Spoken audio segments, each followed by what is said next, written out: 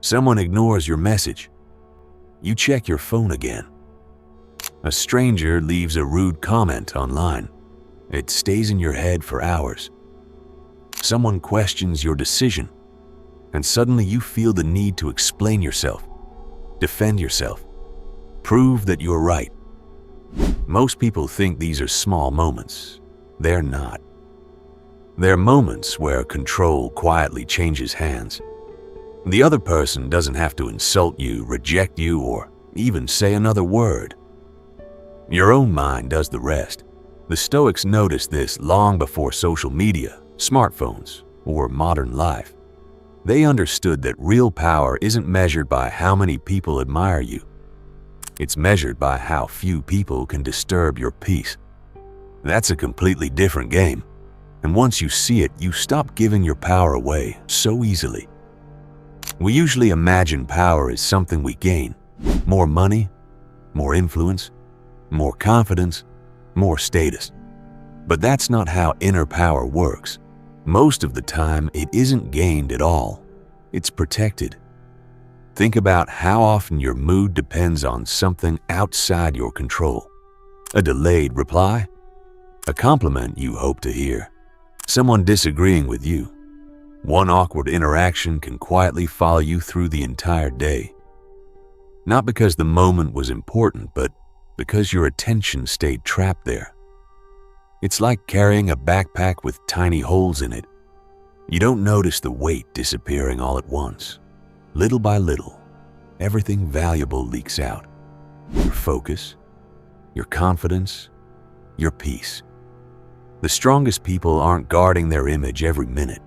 They're guarding something much more important. Their ability to choose how they respond, regardless of what happens around them. The first rule is simple: never chase. That doesn't mean stop caring. It means stop abandoning yourself in pursuit of things that have already shown you where they stand. People chase replies, recognition, relationships, promotions, approval. They believe that if they just try a little harder, say the perfect words, or prove their worth one more time, everything will finally fall into place.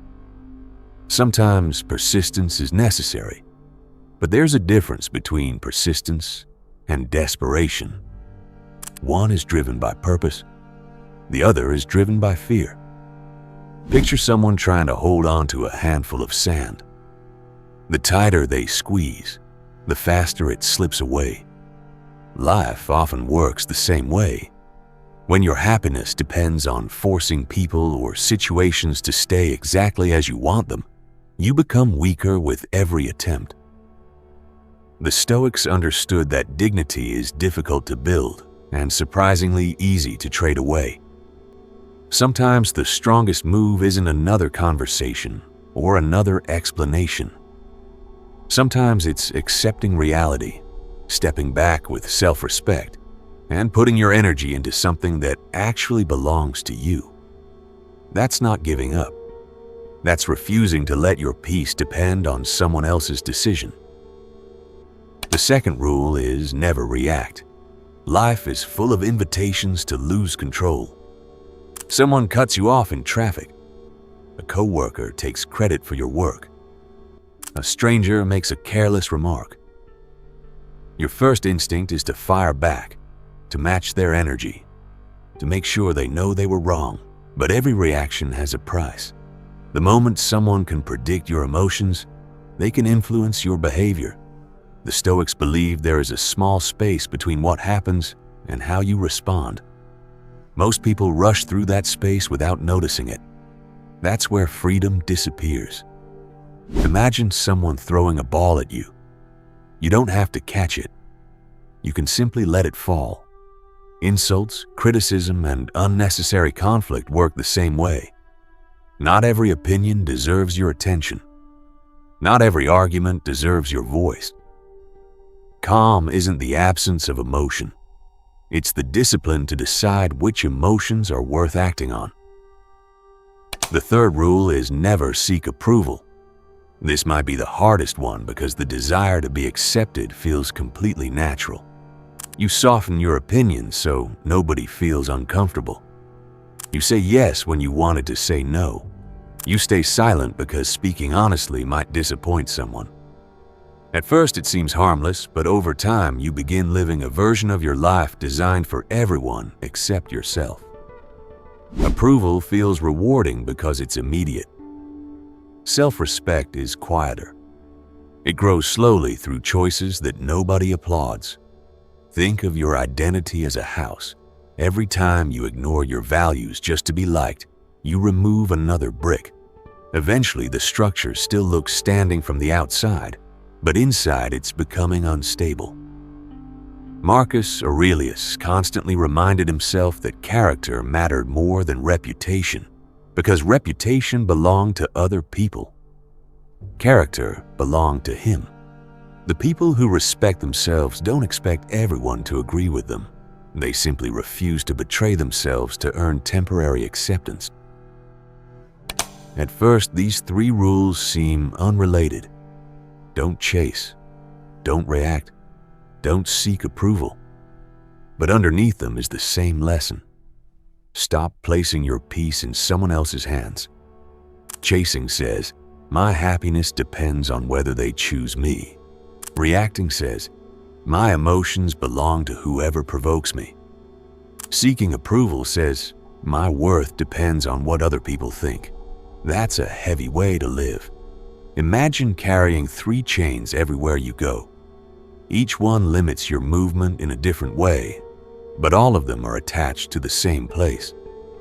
The moment one begins to break, the others become easier to remove. Inner power isn't something mysterious that only a few people possess. It's what remains when you slowly stop handing pieces of yourself away to every opinion, every rejection, and every expectation that was never yours to carry. Eventually, people notice something different about you. Not because you've become louder or more intimidating, but because you no longer seem desperate for anything. You listen without needing to interrupt. You walk away without needing the last word. You make decisions without waiting for permission. That quiet confidence isn't built overnight. It's the result of hundreds of ordinary moments where you chose principles over impulses. Think about a chess player. Beginners obsess over the move directly in front of them. Masters never lose sight of the entire board. Life works the same way. The person who reacts to every emotion is always playing one move behind.